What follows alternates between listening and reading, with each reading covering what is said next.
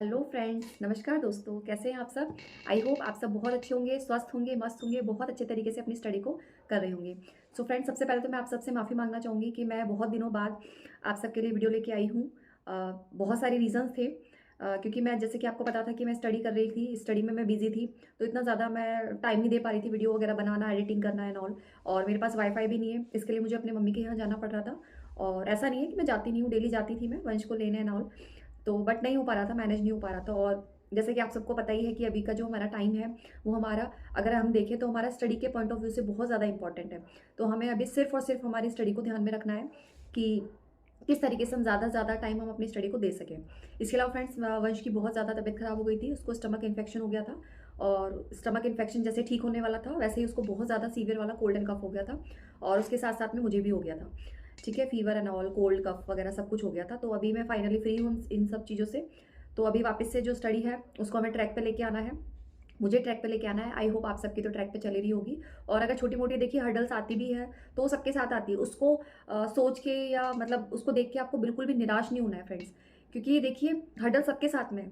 अभी मैं आपको एग्जाम्पल बताती हूँ, अभी मैंने रीट का एग्जाम दिया था, 27 को मेरा एग्जाम था और इवनिंग वाली शिफ्ट में था। सो मुझे लग रहा था कि मैंने बहुत ज़्यादा स्टडी नहीं की है, और मतलब स्टडी मैं करने का प्लान भी कर रही थी थोड़ा बहुत कि चलो प्रैक्टिस सेट वगैरह सॉल्व कर लेते हैं। तो मेरी बहुत ज़्यादा, इतनी ज़्यादा तबीयत खराब थी, फीवर था, कोल्ड था, कफ था, कि बस थोड़ा बहुत काम फिनिश करके ऐसा लगता था बस अब मुझे रेस्ट करना है, मुझे सिर्फ सोना है। मुझे ऐसा लगता था कि मैं सोती रहूँ, है ना, क्योंकि सोने से मुझे ज़्यादा बेटर फील होता था। तो इसीलिए जब मैं वहाँ एग्जाम देने गई तो वहाँ एक मैम आई थी, काफ़ी लाइक 40+ में थी आई थिंक वो। हाँ, 40+ होंगी। सो वो अपना जो ज़ेरॉक्स था आधार कार्ड का वो भूल के आ गई थी। तो उन्होंने बताया कि उनकी जो बेटी थी वो एडमिट थी हॉस्पिटल में, और वो हॉस्पिटल से जस्ट आई है वो। ठीक है, तो उनको मतलब उनका दिमाग काम नहीं किया, तो मतलब वो भूल के आ गई थी। ठीक है, तो वहाँ देख के फिर मुझे समझ में आया कि ऐसा नहीं होता कि प्रॉब्लम सिर्फ हमारे साथ में होती है। ये मैंने आपके साथ में पहले भी डिस्कस किया है। देखिए प्रॉब्लम सबके साथ होती है, लेकिन जब हम किसी को किसी के साथ में डिस्कस नहीं करते हैं या फिर हम किसी को देखते नहीं है तो हमें हमेशा हमारी ही प्रॉब्लम बड़ी लगती है ना। लेकिन हमसे भी ज़्यादा ऐसे लोग हैं जिन्हें हमसे भी ज़्यादा प्रॉब्लम है। तो अगर आप जिस हाल में भी हैं, अपने आप को पहली बात तो हमेशा ब्लेस्ड फील करिए। आप ये सोचिए कि हाँ, मैं जैसे भी हूँ, जिस हाल में भी हूँ, मैं सबसे बेस्ट हूँ अभी।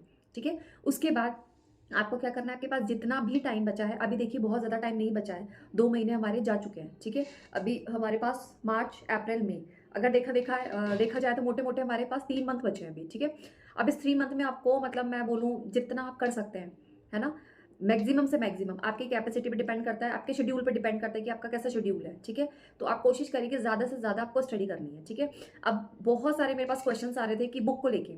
सो देखिए बुक को लेके मैं काफ़ी बार वीडियो बना चुकी।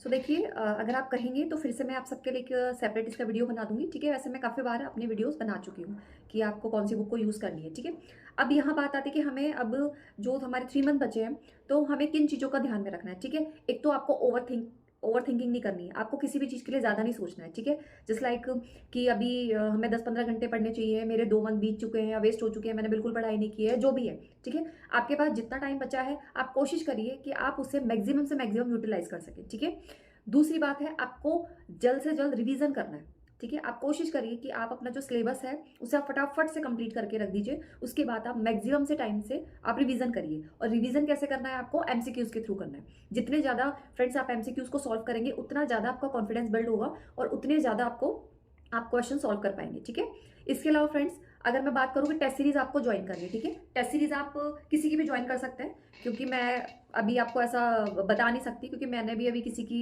ज्वाइन नहीं की है। सिर्फ एक नेवारी सर की ऑफलाइन वाली एक टेस्ट सीरीज की बुक आई थी सर की 1.0 करके, वो मैंने परचेज की है। ठीक है, ऑनलाइन अभी मैंने एज सच किसी का परचेज नहीं किया है। अगर मैं परचेज करूंगी तो मैं डेफिनेटली आप सबके साथ में शेयर करूंगी।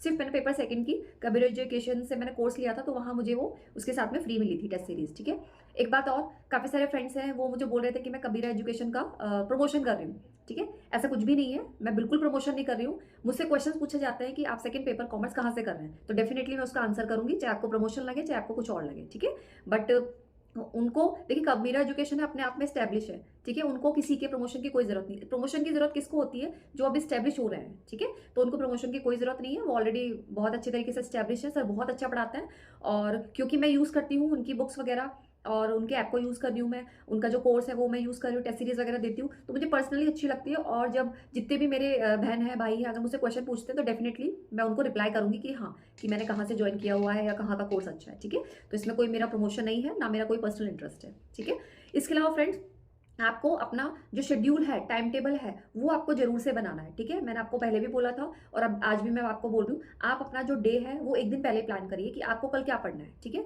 अगर आप मॉर्निंग में अर्ली उठ जाते हैं और आप कंफर्टेबल है, तो आप मॉर्निंग में बना सकते हैं, क्योंकि मैं अर्ली पर्सन नहीं हूँ, मुझसे जल्दी नहीं उठा जाता है, क्योंकि मुझे एक तो माइग्रेन की प्रॉब्लम है और अगर मैं सुबह जल्दी उठ जाती हूँ, तो पूरा डे मेरा वेस्ट जाता है, मुझे पूरे टाइम हेडेक रहता है, ठीक है? तो मैंने कोशिश भी की थी, काफ़ी बार मैं उठी भी थी, लेकिन मुझे इतना कोई एज़ सच पॉजिटिव रिजल्ट नहीं मिला, ठीक है? तो मैं कोशिश करती हूँ कि मैं अपना जितने भी टाइम पे उठती हूँ, मैं अपना काम वगैरह फिनिश करके मैं अपना मैक्सिमम से मैक्सिमम टाइम अपना स्टडी करूँ, ठीक है? अगर कोई प्रॉब्लम ना हो, अगर प्रॉब्लम है तो भी, अगर मैं बोल रही हूँ, अगर आप बिना प्रॉब्लम के अगर आप 8 आवर 10 आवर पढ़ रहे हैं, अगर आपको कभी कोई फिजिकली कोई प्रॉब्लम है या कहीं कुछ भी आपको काम है, तो आप 6 आवर पढ़ लीजिए, 5 आवर पढ़ लीजिए, 8 आवर पढ़ लीजिए, ठीक है? ना से हाँ हमेशा बेटर होता है, ठीक है? एक डे जिसमें आपने बिल्कुल स्टडी नहीं की, उससे कंपैरेटिवली वो डे बेटर है जब आपने एटलीस्ट कुछ स्टडी करी है, ठीक है फ्रेंड्स?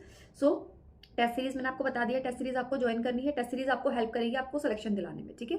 और अभी हमारे पास जितना भी टाइम बचा है, उसे आप बहुत ही अच्छे तरीके से प्लान करिए, ठीक है?